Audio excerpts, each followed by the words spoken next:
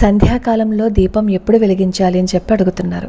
సూర్య అస్తమయానికి ముందు వెలిగించాలా లేదా సూర్య అస్తమయానికి తరువాత వెలిగించాలా అని. సరిగ్గా సంధ్యాదీపం ఎప్పుడు వెలిగించాలి అంటే సూర్యుడు అస్తమించే 24 నిమిషాలు ముందుగా దీపారాధన చెయ్యాలి. ఆ సమయంలో ఆఫీస్లో చాలా మంది ఉండటం వల్ల ఇంట్లో అదే సమయానికి దీపారాధన చేయలేకపోతే కనీసం ఇంట్లో ఒక విద్యుత్ దీపమైనా సరే వెలిగించాలి. వచ్చిన తర్వాత దేవుడి గదిలో దీపారాధన చేస్తే సరిపోతుంది.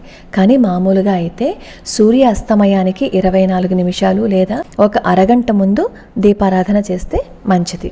రాత్రంతా కూడా వెలగచ్చా అని చెప్పి అడుగుతున్నారు. అసలు సాయంత్రం నుంచి పొద్దున్న వరకు ఏ ఇంట్లో అయితే దీపం వెలుగుతుందో ఆ ఇంట్లో ఎన్నో కష్టాలు దూరం అయిపోతాయని చెప్పి మన పెద్దవాళ్ళు చెప్తూ ఉంటారు. కానీ ఆ దీపారాధన అలా వెలిగేటప్పుడు మాత్రం కొన్ని జాగ్రత్తలు తీసుకుని అప్పుడు పెట్టండి, లేదా కనీసం నిద్రపోయే సమయం వరకు వెలిగినా పర్వాలేదు.